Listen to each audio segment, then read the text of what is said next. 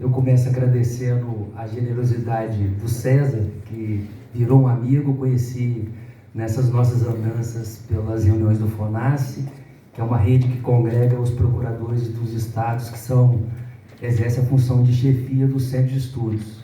O César é o decano da nossa rede, né?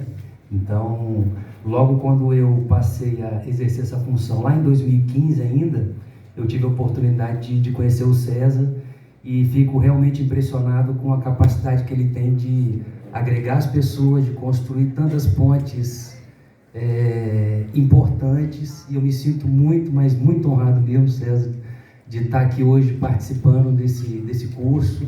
Eu lembro quando eu recebi, salvo engano, em 2016 ou 2017, uma produção do curso realizado naquela época. Eu fiquei realmente impressionado com a qualidade do que o César consegue fazer e vem fazendo nesses anos todos aqui no curso interdisciplinar de Direitos Humanos. Então eu fico realmente muito honrado com a possibilidade de participar e de estar aqui nessa manhã com vocês.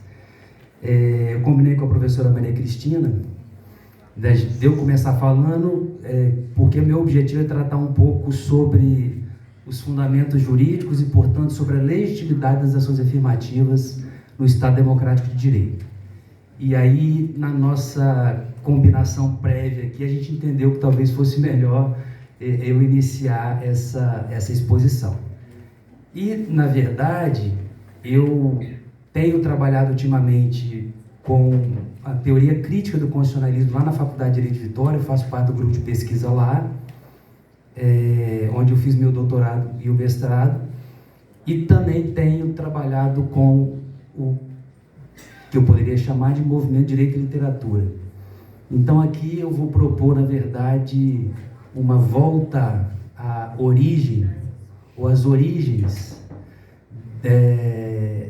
dessa questão central que envolve a desigualdade como talvez o pecado original da formação do Brasil. E esse retorno à origem será feito com a literatura. Para depois, um pouco mais no final da minha fala, eu abordar o estado da arte no campo do direito internacional, especialmente dos direitos humanos, e como isso tem sido visto nesta quadra da história. Eu começo dizendo, e já me explico porque esse pecado original na formação do Brasil, esse pecado original vai ser desvelado aqui a partir da literatura. Trabalhar com direito e literatura, existem algumas perspectivas possíveis, e muito sinteticamente eu diria, o direito e literatura ele compreende o direito da literatura, quando o objeto de estudo é estudar a obra como um produto da liberdade de expressão, e aí se discute eventuais limites à liberdade de expressão, direito autoral, proteção à privacidade no caso de biografias. O direito como literatura, quando se pretende entender o direito como uma produção também literária e a sua relação com os relatos ficcionais, e, por fim, o direito na literatura. É nessa perspectiva que eu pretendo caminhar por aqui.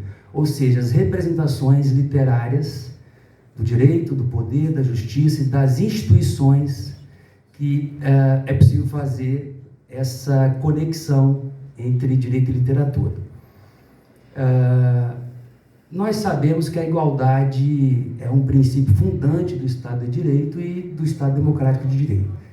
Então, na modernidade, quando se concebe a ideia de que os homens nascem livres e iguais, essa ideia de liberdade e igualdade ela vai animar toda a filosofia política a partir daí e dar início à história do constitucionalismo.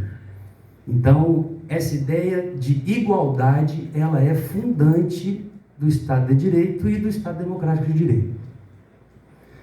Mas, do mesmo modo que a modernidade produziu a teoria dos direitos fundamentais, essa ideia de democracia, de constituição, ela trouxe também os seus dejetos. Então, o racismo é filho da modernidade, e acoplado com o antissemitismo e o imperialismo, resultou, vai dizer Hannah Arendt, no totalitarismo, por exemplo. Então, os frutos podres da modernidade, eles surgem também nessa mesma perspectiva. O que acontece? O principal desafio, eu diria, do processo de constitucionalização no Brasil, ou seja, desde que o Brasil se torna um projeto com a Declaração de Independência, é essa desigualdade que se sedimenta nas práticas jurídicas, sociais, políticas, desde a origem.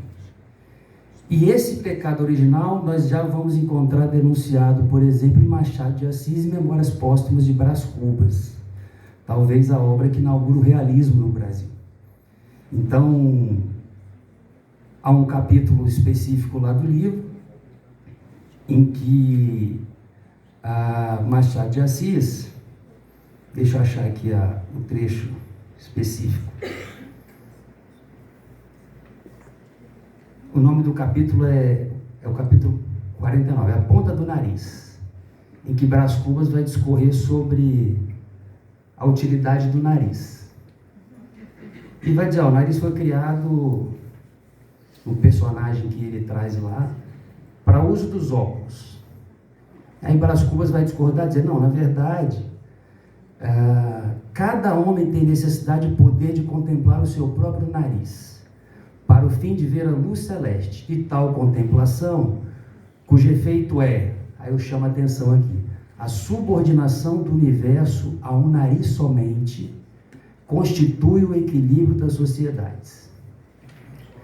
Sidney Chalhoub vai dizer que aí está uma metáfora política de domínio pertinente à classe senhorial escravista brasileira. A ideologia da elite imperial, olhando a partir do seu próprio nariz, que é projeto de formação de uma nação, o Brasil, deveria partir única e exclusivamente da visada do seu próprio nariz. E aí nós já encontramos o que seria a denúncia desse pecado original, de que o projeto de consolidação no Brasil ele vai se dar à base da exclusão. É um projeto para poucos, o que perverte o sentido dos ideais de liberdade e igualdade da modernidade. Eu não vou entrar aqui numa crítica que poderia ser até muito mais profunda sobre a pertinência desses ideais de liberdade e de igualdade, mas eu pretendo, a partir de uma teoria crítica, criticar aquilo que é a partir daquilo que poderia ser ou poderia ter sido. Então, isso nós vamos encontrar já no Império. Com a proclamação da República, esse pecado original ele é reinventado. E aí, Lima Barreto, nós vamos encontrar na literatura militante de Lima Barreto, isso de modo muito claramente denunciado, de que as promessas da República e de formação de um novo Brasil logo se esclerosaram, porque a República continuará operando sob a base da exclusão. Então, com uma exclusão maciça de grande parte da população do acesso aos direitos mais básicos de cidadania. E aqui talvez esse pecado original é ainda mais pervertido com a criminalização da pobreza. Logo no início da República, a solução a ser dada e que foi efetivamente dada para a pobreza foi a criminalização e, portanto, se tratar as diferenças sociais com violência por parte do Estado. E aquela ideia de que o bom cidadão, na prática brasileira, passa a ser aquele que se encaixa na hierarquia que lhe é determinada, e não aquele que se sente livre e igual. E lá em Lima Barreto nós já vamos ver a ideia do subcidadão e do sobrecidadão.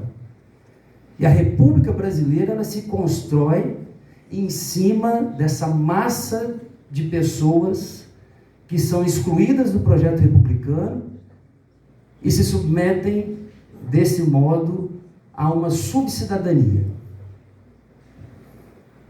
Em Recordações, escrevão Isaías Caminha, em Clara dos Anjos, em Triste Fim de Policarpo Quaresma, todas essas obras de Lima Barreto, nós vamos encontrar essa literatura militante, utilizando-se muitas vezes da sátira, de uma fina ironia, para apontar o que para ele era o fracasso na origem do projeto republicano, porque foi construído à base da exclusão.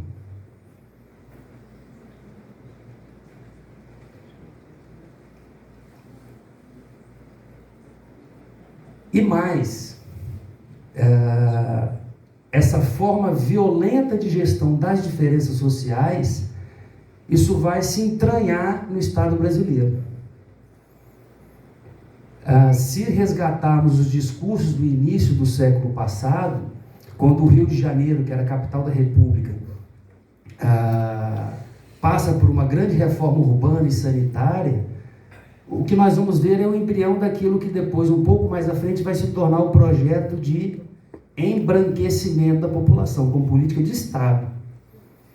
E a gestão violenta da pobreza e da diferença social.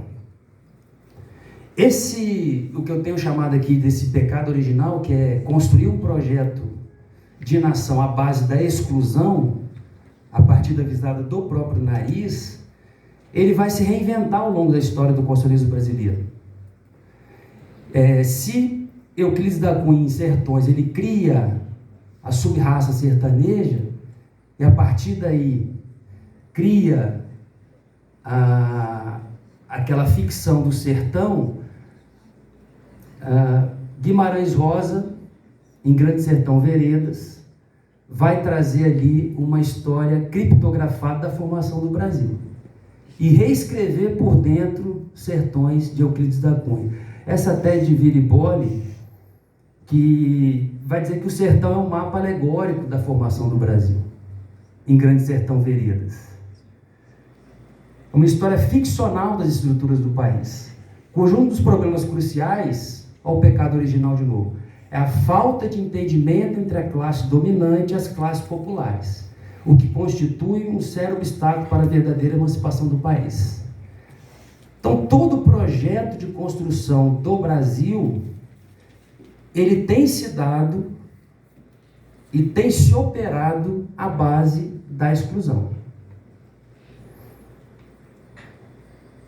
Isso pode ser visto, se eu andar um pouco mais para frente no tempo da história com a literatura, em Tortarado de Itamar Vieira Júnior e O Avesso da Pele de Jefferson Tenório, que vão trazer representações literárias que abordam mais diretamente a questão do negro, tanto dos remanescentes quilombolas, em situação análoga à escravidão em Tortarado, quanto do racismo estrutural que alimenta diariamente a discriminação racial no Brasil, como se vê em Avesso da Pele.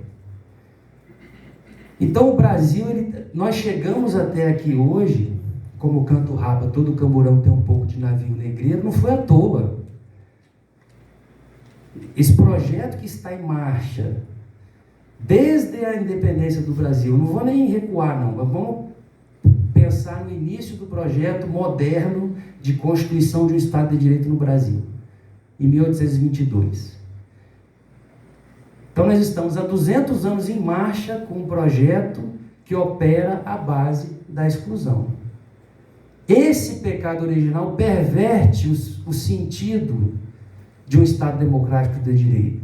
Por isso que quando se fala em ações afirmativas, e há várias estratégias para se fazer ações afirmativas, isso nada mais é do que uma exigência para a constituição de um Estado democrático de direito no Brasil. E nesse sentido, a Constituição de 88 ela teve um senso de realidade histórico sensacional. Não é à toa que é considerada a Constituição mais democrática que o país já teve. e a mais, eu diria, maltratada, talvez. Mas quando no artigo 3º da Constituição nós lemos os objetivos fundamentais da República Federativa do Brasil, o objetivo é aquilo que eu almejo. Então, eu vou fazer uma proposição. Se nós fôssemos ler ao contrário o artigo 3º, o que a Constituição está colocando muito claramente? Se é o objetivo construir uma sociedade livre, justa e solidária, o que está dito? Nós vivemos numa sociedade que não é livre, não é justa e não é solidária. Se é o objetivo garantir o desenvolvimento nacional, nós vivemos numa sociedade que não garante o desenvolvimento nacional. Se é o objetivo erradicar a pobreza, a marginalização e reduzir as desigualdades sociais e regionais, nós vivemos num país que tem pobreza, tem marginalização, tem desigualdade social e regional. E por fim, se constitui o objetivo promover o bem de todos, sem preconceitos de origem, raça, sexo, cor, idade e quaisquer outras formas de discriminação, é porque nós vivemos num país que não promove o bem de todos. Essa é a Constituição mais realista que o Brasil já teve. Por isso que sempre me incomoda as pessoas dizendo, não, a Constituição de 88 ela foi feita para outro país, para assegurar tantos direitos. Não, ela segura tantos direitos porque eles faltam. Se eles estivessem efetivados, talvez os objetivos seriam outros. Certamente os objetivos de outros estados democráticos de direito são diferentes dos objetivos brasileiros. Mas esse projeto de exclusão nos trouxe até aqui. De quase 200 anos depois, ainda estamos em busca de um sentido originário de um Estado democrático de direito, em que haja a promoção do bem de todos. Então, enquanto não se pensar que as ações afirmativas, elas nada mais são do que uma exigência de constituição de um Estado democrático de direito num país que, ao longo de sua história, tem colocado em marcha um projeto de exclusão de cidadania, a gente talvez não consiga entender a importância fundamental de ações afirmativas no Brasil. Esse ano fazem 10 anos da lei de reserva de vagas para ingresso no ensino. Antes um pouquinho da lei, algumas universidades já se valendo da sua autonomia, a UERJ, notadamente, e a UNB, já haviam criado essa política de ações afirmativas. Agora, veja que a ONU, desde 66, já tem a Convenção para a Eliminação de Todas as Formas de Discriminação Racial. E mesmo a Convenção Americana de Direitos Humanos, de 69, promulgada no Brasil em 98, também já dispunha sobre esse assunto. Em 2006, o Brasil foi condenado na Corte Interamericana de Direitos Humanos pelo caso Simone André Diniz. Em 97, um anúncio de jornal da Folha de São Paulo, anúncio para vaga de emprego da empregada doméstica, e tinha aquele requisito, preferência branca. A Simone ligou para tentar a vaga de emprego, e a pessoa atendeu e perguntou, qual é a sua cor? Flávio, eu sou negra. Não, mas a vaga é só para pessoas brancas. Isso, o que ela fez? Ela foi à delegacia de polícia apontar que teria sido vítima de racismo. A lei de 89. Aberto inquérito policial, foi feita a investigação, e o delegado entendeu que não havia ali elementos de prática de racismo, que era uma mera preferência pessoal. E, inclusive, a mulher que fez o anúncio, quando ela foi interrogada, ela disse, não, eu não sou preconceituosa, mas, se tiver um mas, é sempre assim, né? Quando bota mais, anula, é o efeito de anular tudo aquilo que disse. Mas eu tive uma senhora negra que trabalhou na minha casa e ela maltratou muito os meus filhos. Então, eu tenho preferência por pessoas brancas. O preconceito e a discriminação, assim, como se os maus tratos estivessem ligados à cor da pessoa. Ou seja, ela só desnudou muito claramente o preconceito e a discriminação. Mas o Ministério Público, na época, opinou pelo arquivamento do inquérito. Isso não foi adiante. E aí, ela, ajudada por organizações não governamentais, provocou a Corte Interamericana. E o Brasil, em 2006, foi condenado. E é considerada a primeira condenação do Brasil no Sistema Internacional de Proteção dos Direitos Humanos. Várias recomendações de promover esclarecimentos. Aí foram fazer os levantamentos, a quantidade de pessoas que sofrem o racismo nosso de todos os dias, quando tem coragem de procurar o Estado para apontar a prática de crime e passar por tudo que tem que passar, ainda assim não recebia a efetiva proteção. Então, esse caso é paradigmático e revela bem a forma como há essa relação simbiótica entre o racismo estrutural e o funcionamento das instituições no Brasil. Agora, mais recentemente, na Agenda 2030 da ONU, volta o tema da inclusão e sob o aspecto racial, inclusive. Um dos objetivos da Agenda 2030 da ONU, os Objetivos de Desenvolvimento Sustentável, objetivo 10, reduzir desigualdade dentro dos países entre eles. E repito, se eu tivesse que enumerar o problema mais grave desde a origem do Brasil é a desigualdade. Não a desigualdade por si só, mas o modo brasileiro como a desigualdade sempre foi tratada. E como ela se entranhou nessas práticas sedimentadas do nosso dia a dia. Esse, sem dúvidas, me parece ser o maior desafio. Se nós lermos os objetivos do artigo 3º da Constituição de 88, todos eles, sem exceção, têm um corte da desigualdade. Esse é o principal desafio, o principal problema do Brasil, e que afeta diretamente os excluídos, os marginalizados e os oprimidos, que sofrem dia a dia as ações alimentadas por essa maneira como a desigualdade se acoplou no funcionamento das instituições do Brasil.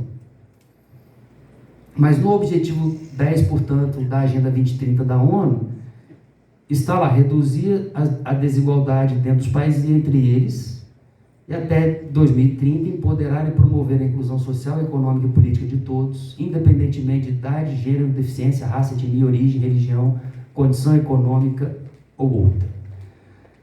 Garantir a igualdade de oportunidades e reduzir a desigualdade de resultados, inclusive por meio da eliminação de leis, políticas e práticas discriminatórias e da promoção de legislação, políticas e ações adequadas a esse respeito.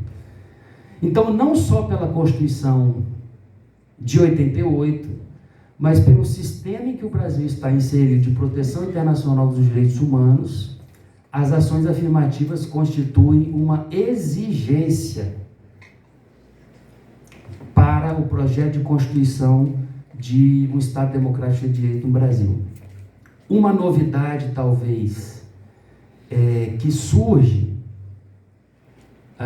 e aí com todas as cautelas que isso precisa ter, a agenda ESG, em que, numa tradução simples, envolve meio ambiente, social e governança, e há um movimento, um pacto global.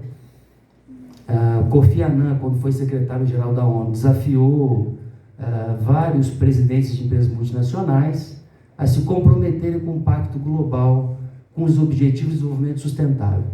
A agenda ESG virou praticamente um sinônimo hoje de sustentabilidade empresarial, em que se exige das empresas que adotem práticas inclusive ações afirmativas para empoderamento, para redução de desigualdade até 2030.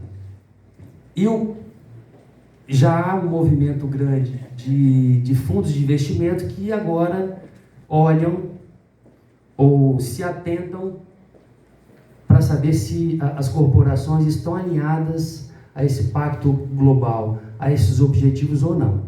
O que pode definir, por exemplo, se serão contempladas ou não com certos investimentos. Então vejam que desde a Convenção de 66 para a eliminação de todas as formas de racismo, e ali estava muito mais voltado para a atuação dos Estados partes, agora a agenda da ONU ela procura englobar também outros setores sociais, sobretudo o setor empresarial. E eu já vou concluindo para dizer o seguinte: sob o aspecto da filosofia política, a legitimidade vem do ato inicial de agir. Então, o ato inicial de agir, ali é que se busca legitimidade para justificar os atos subsequentes. Então, a legitimidade de um projeto de constituição de um Estado democrático de direito, um ato fundante que é uma Constituição, e tem esse nome não é à toa, porque ela constitui alguma coisa, ou se propõe a constituir alguma coisa. A Constituição de 88, ela se propôs a constituir um Estado democrático de direito no Brasil e a atingir esses objetivos do artigo 3º. E é por essa razão, especialmente, que do ponto de vista jurídico e constitucional, as ações afirmativas ela encontram o seu fundamento de validade, eu diria de legitimidade, nesse ato inicial representado pela Constituição de 88, de enfrentar essa mazela que nos acompanha desde que o Brasil se iniciou historicamente com a Declaração de Independência. Enquanto não enfrentarmos diretamente esse problema da desigualdade, ficaremos aí à espera da concretização desses objetivos. Então eu queria agradecer demais a atenção de vocês, tentei trazer um pouco da literatura, que talvez seja uma forma mais bela, por que não dizer, de entender o que nós somos, de onde viemos e talvez o que nos reserva. Então, muito obrigado a todos.